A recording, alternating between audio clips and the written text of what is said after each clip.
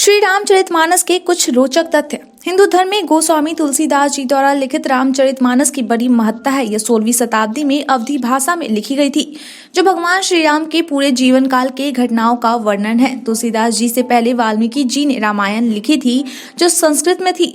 तुलसीदास जी को लिखी हुई रामचरितमानस के मुख्य छंद चौपाई और दोहा है। कहीं कहीं पर बीच बीच में कुछ अन्य प्रकार के छंदों का भी उपयोग किया गया है। आइए रामचरितमानस से संबंधित कुछ रोचक तथ्यों को जानते हैं। राम, लक्ष्मण, भरत, शत्रुघ्न 4 भाई थे। ये तो सभी जानते हैं, लेकिन उनकी एक बड़ी बहन थी जिनका नाम शांता था। राजा दशरथ ने अपनी पुत्री शांता को राजा द्रौपद को गोद दे दिया था, क्योंकि उनकी कोई संतान नहीं थी। महाबली हनुमान जी वानर राज केसरी के क्षेत्रज और पवन देवता के औरस पुत्र माने गए हैं। लंकापति रावण की एकलौती बहन शूर्पणखा का पति विदुजी ही था, जिसका रावण ने ही वध कर दिया था। विधवा होने के बाद शूर्पणखा स्वेच्छाचारी सनकी हो गई थी। इस कारण से भगवान राम के कहने पर लक्ष्मण जी ने उसकी नाक काट दी थी। शूर्पणखा के पति का वध रावण ने ही कर दिया था, जिसके चलते शूर्पणखा ने रावण को मन ही मन यह श्राप दिया था कि उसकी मृत्यु एक स्त्री के कारण होगी।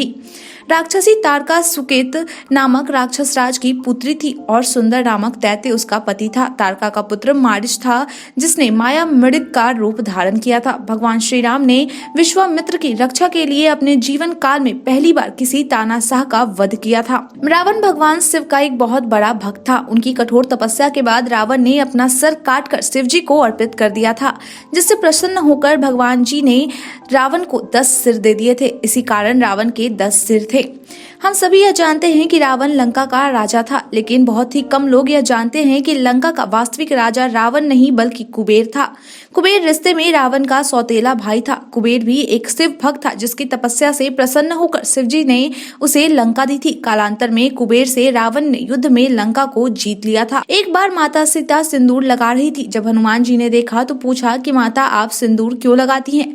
सीता जी बोली, यह मैं प्रभु श्री राम जी की लंबी उम्र के लिए लगाती हूँ। बस फिर क्या था, हनुमान जी ने अपने पूरे शरीर पर सिंदूर लगा लिया। तब से हनुमान जी को सिंदूर चढ़ाया जाने लगा और इसलिए उन्हें बजरंग बली कहा जाता है। अशोक वाटिका या अशोक वन का एक अन्य नाम प्रेम दावान भी है। राक्षस राज विभीषण की धर्मपत्नी गंधर्व राज सैलूस की पुत्री शर्मा थी। वह सीता जी की अशोक वाटिका में सेवा किया करती थी। लंकापति रावण की शारीरिक शक्ति, सैन्य शक्ति और उसकी बुद्धि का पूर्वानुमान लगाने के लिए श्री हनुमान जी ने अशोक वाटिका को उजाड़ा था। वीर वानर राज अंगद के पिता वानर राज बाली की पत्नी तारा दुनिया की सभी जीवों की भाषा समझ और बोल सकती थी। आपको जानकर हैरानी होगी कि श्री रामचरितमानस में एक भी जगह श्री लक्ष्मण और हनुमान जी के बीच कोई संवाद नहीं पाया जाता है। जब रावण सीता जी का हरण करके ले गया था, उसके 10 महीने बाद रामचंद्र जी हनुमान जी से मिले थे। श्री रामचरितमानस के अनुसार समुद्र पार करके लंका जाने के लिए सेतु का निर्माण कार्य 5 दिनों में पूरा किया गया था। रामचरितमानस के इन रोचक तथ्यों के बारे में आपका क्या विचार है? कमेंट करके जरूर बताएं। आज के लिए इतना ही, धन्यवाद।